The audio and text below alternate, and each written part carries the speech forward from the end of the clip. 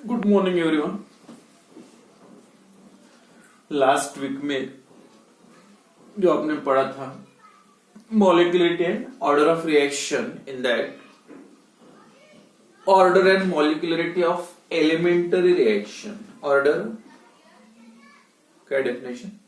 Order of reaction is the sum of powers of concentration terms,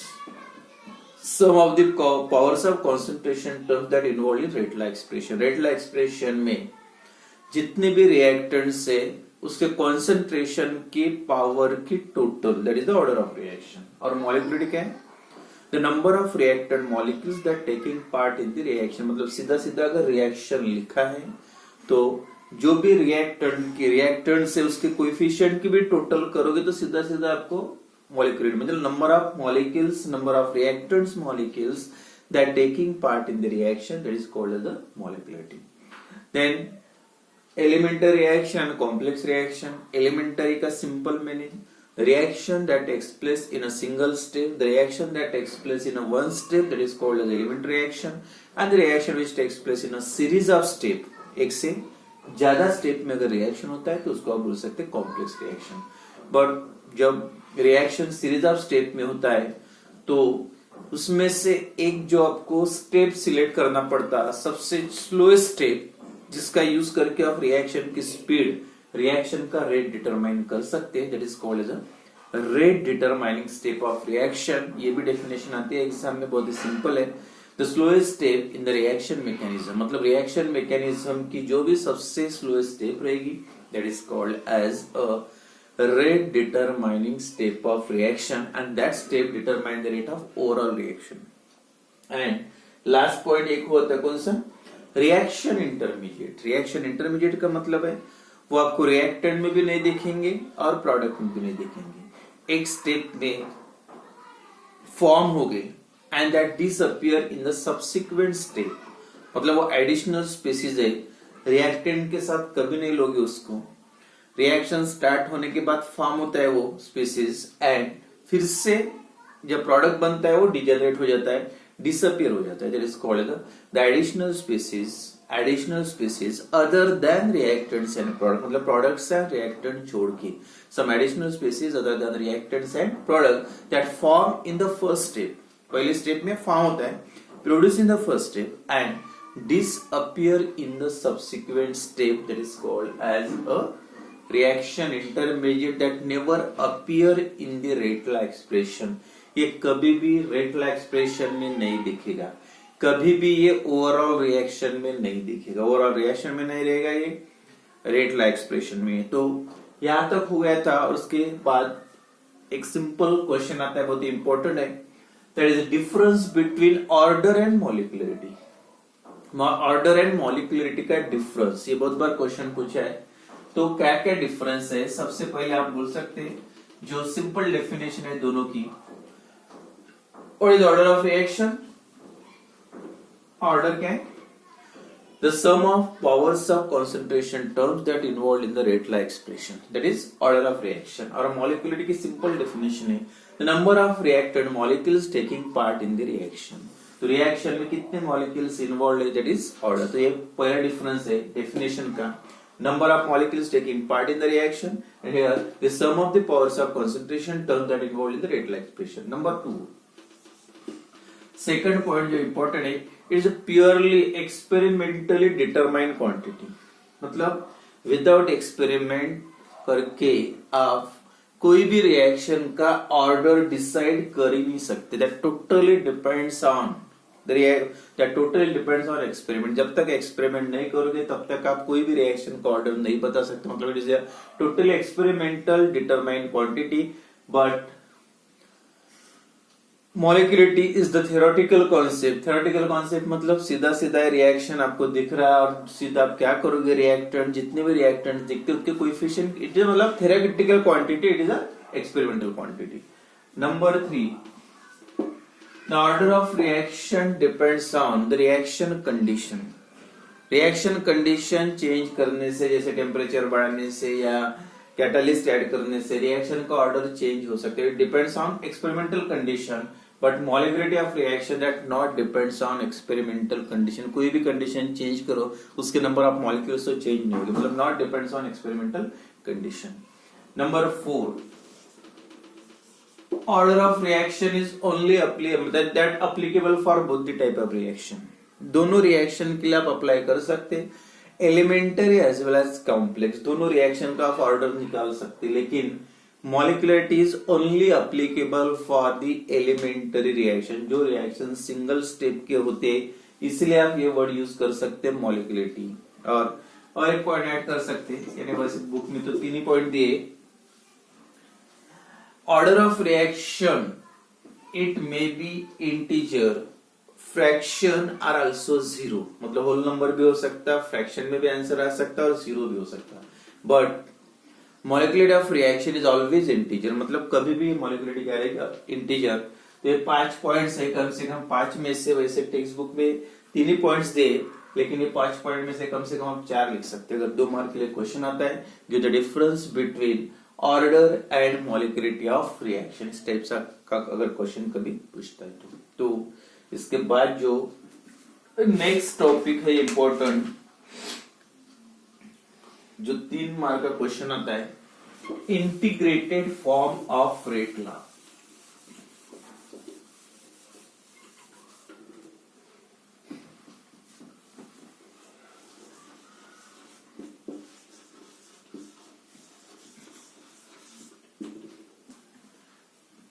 integrated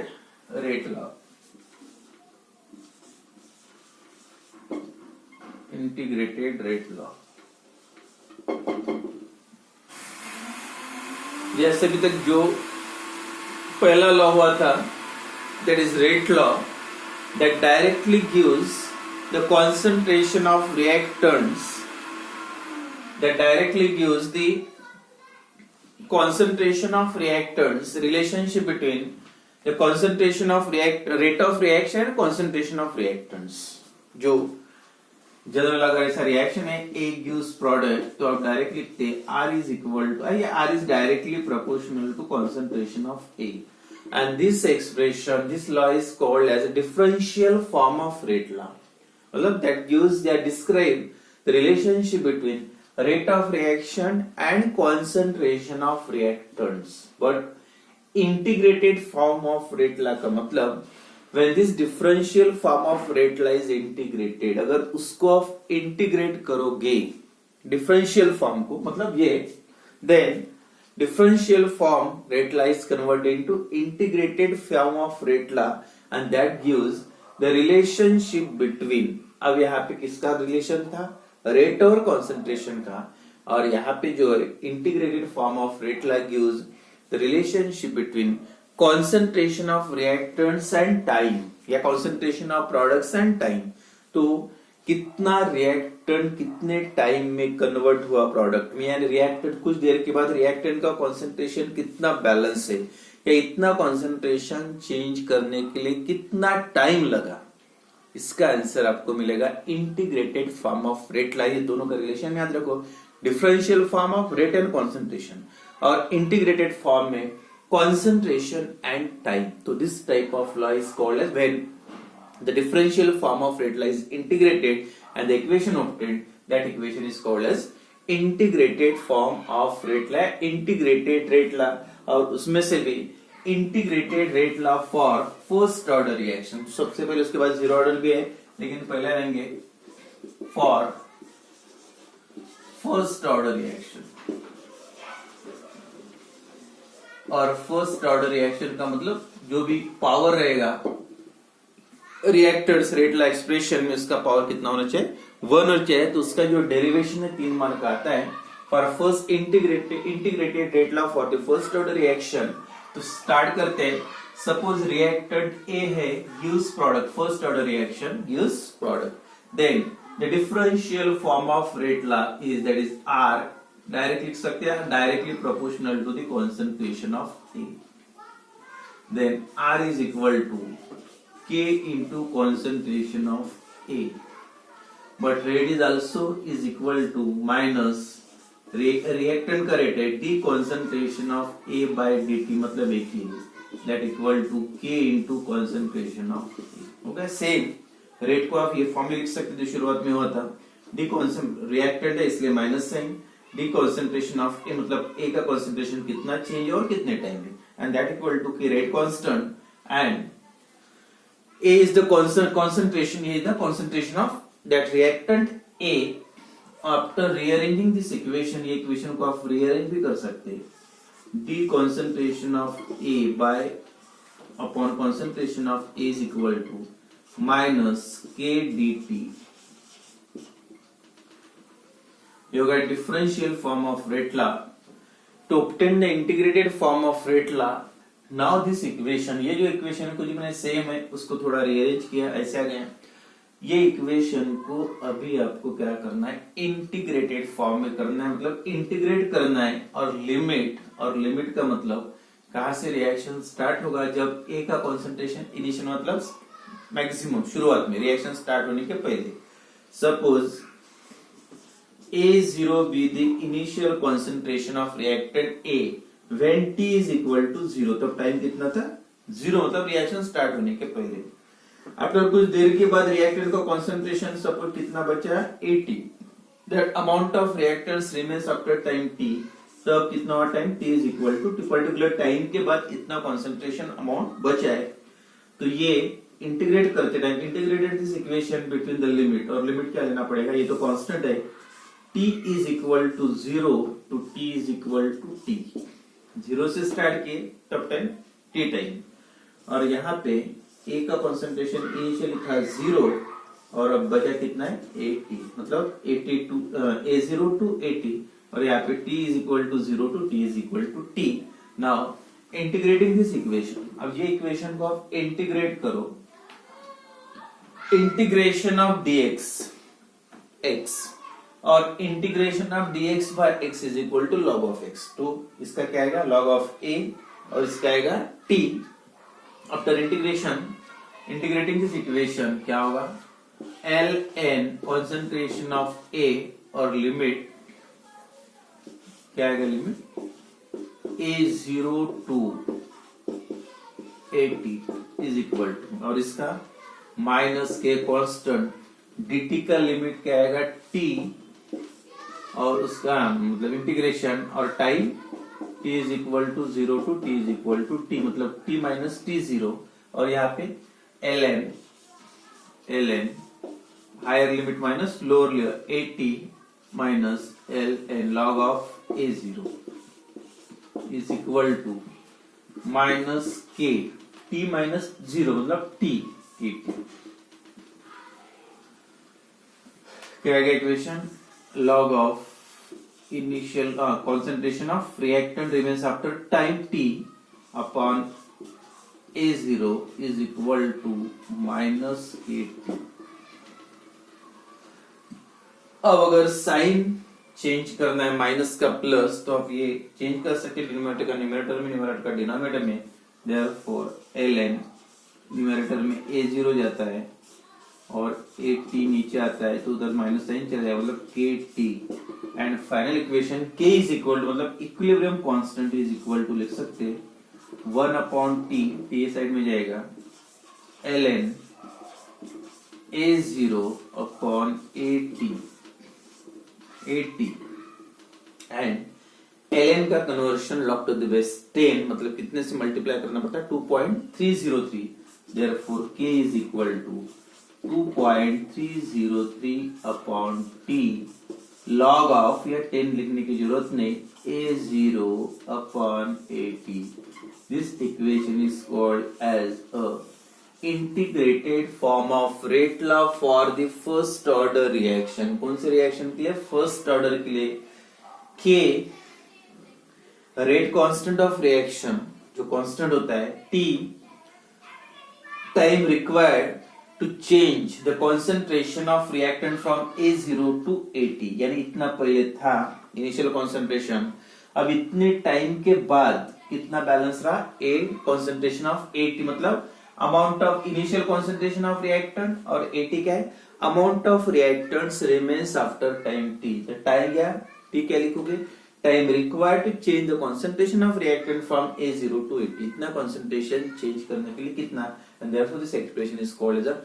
time concentration relation equation. तो ये जो 3 mark का question आता है तो डेरिवेशन सिंपल है, इंटीग्रेट करना, डिफरेंशियल वगैरह रेट लॉ से स्टार्ट करो, लिमिट लेके इंटीग्रेशन करो, फाइनल में इक्वेशन मिलेगा। तो सेम इक्वेशन आप अलग अलग फॉर्म्स ऑफ डिफरेंशियल, जो integrated form of rate law के अलग अलग फॉर्म फॉर फर्स्ट ऑर्डर के लिए, अगर यही रिएक्शन को थोड़ा रीअरेंज करोगे, इसको ये रिएक्शन को ये वाले, तो दूसरे form that is also called the exponential form of integrated rate law for first order. First order के लिए integrated form of first law, integrated form of rate law for first order reaction, तो exponential form कैसे लिखोगे? तो ये equation से start करना है, taking antilog on both the side, दोनों साइड से अगर आप एंटीलॉग लोगे तो क्या हो जाएगा, ln कैंसिल होगा, ये साइड में एंटीलॉग ln कैंसिल हो गया, that is 80 upon A0 is equal to, और ये जाएगा e to the power minus KT, अगर एंटीलॉग लोगे दोनों साइड में, and finally that is 80 initial amount of reactants remains after time t is equal to A0 into e to the power minus KT. So this equation is called as a exponential form of rate law. Exponential form, 80 concentration of reactants remains, A0 initial concentration of reactant, exponentially K rate constant, and T is the time. तो which of the following is exponential form of rate law for first order? तो ये equation बस याद रखना है, बाकी derivation पूछा था। और एक फॉर्म है in terms of the concentration of A, मतलब ये इन टर्म्स ऑफ प्रोडक्ट भी बोल सकते हैं, कितना अमाउंट रिएक्ट बैलेंस रहा। सपोज इनिशियल अमाउंट रिएक्टेंट का ए है, ए मोल पर डीएम क्यूब, शुरुआत में इतना अमाउंट लिया रिएक्टेंट्स ए का, then amount of A decreases, decrease कितना हुआ, लॉस कितना हुआ, सपोज x मोल पर डीएम क्यूब, यानी x मोल A मोल्स लिया था, उसमें से प्रोडक्ट साइड में कितना चला गया, x मोल, तो बैलेंस कितना रहा, therefore amount of reactants remains, इतना पहले था, इतना वो साइड में चला गया, तो बैलेंस कितना रहेगा, A माइनस x, इतना लॉस होगा, तो इनिशियल अमाउंट A और फाइनल ये बैलेंस रहा, मतलब इसी की जगह पे आप ये भी इक्वेशन लिख सकते हैं same, that is K is equal to 2.303 upon T log of initial amount कितना था A, अब बैलेंस कितना रहा A माइनस x, मतलब ये बोल सकते हैं इतना प्रोडक्ट बना आउट ऑफ A मोल्स। तो ये 3 form, this equation is also called integrated form, ये मेन और ये कौन सा है, exponential form of rate law, exponential form equation को बोल सकते। तो इस टाइप से integrated form of rate law derivation या इसी के बेसिस पे प्रॉब्लम्स भी आते हैं, तो याद रखो इसमें टी मतलब time required to change the concentration from A0 to A80, उसके बाद के जो है रेट कांस्टेंट ऑफ रिएक्शन, और फॉर फर्स्ट ऑर्डर स्पेशली उसके लिए रेट कांस्टेंट का यूनिट क्या होना चाहिए, पहले the unit of rate constant for first order reaction, के का यूनिट क्या आएगा फर्स्ट ऑर्डर के लिए, टी, यहाँ पे ये जो रेशियो है मोल पर डीएम क्यूब, ये भी मोल पर डीएम क्यूब, तो रेशियो है तो क्या हो गया कैंसिल, मतलब ये इसको बोल सकते हैं यूनिटलेस क्वांटिटी। अब बचा क्या है, सिर्फ एक ही टर्म बचा है टी, और डिनोमिनेटर में जो बोल सकते हैं आप पर टाइम या टाइम इनवर्स, टाइम इनवर्स पर मिनट बोल सकते हैं, पर second, per day, per hour, जो भी होगा, जो के का यूनिट है specially for first order reaction, तो के का यूनिट फर्स्ट ऑर्डर रिएक्शन के लिए बोल सकते हैं पर यूनिट, मतलब पर टाइम या टाइम इनवर्स या पर सेकंड, पर मिनट, तो ये यूनिट भी याद रखो, यूनिट भी एमसीक्यू में भी आता है, या कभी प्रॉब्लम सॉल्व करना तो उसमें भी डायरेक्ट आप पता भी चल जाता है, कैलकुलेट करके भी, या जैसे ये एक्सप्रेशन है R is equal to k into concentration of ए, तो के का यूनिट क्या होगा, इसका क्या होगा मोल पर डीएम क्यूब या मोलैरिटी पर डीएम क्यूब या पर लीटर, और उसका कॉन्सेंट्रेशन का है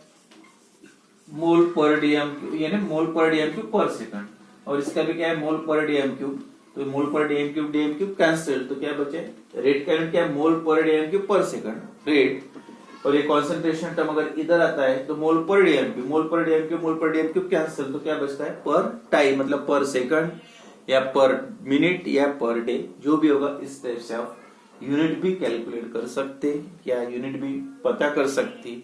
इक्विलिब्रियम कांस्टेंट दैट इज के, क्योंकि हर रिएक्शन के लिए मतलब first order, second order, third order, उसके लिए हर इसके लिए यूनिट अलग अलग होता है के का। तो फर्स्ट ऑर्डर के लिए पर टाइम या पर इन सेकंड, पर मिनट, पर डे, इस टाइप से।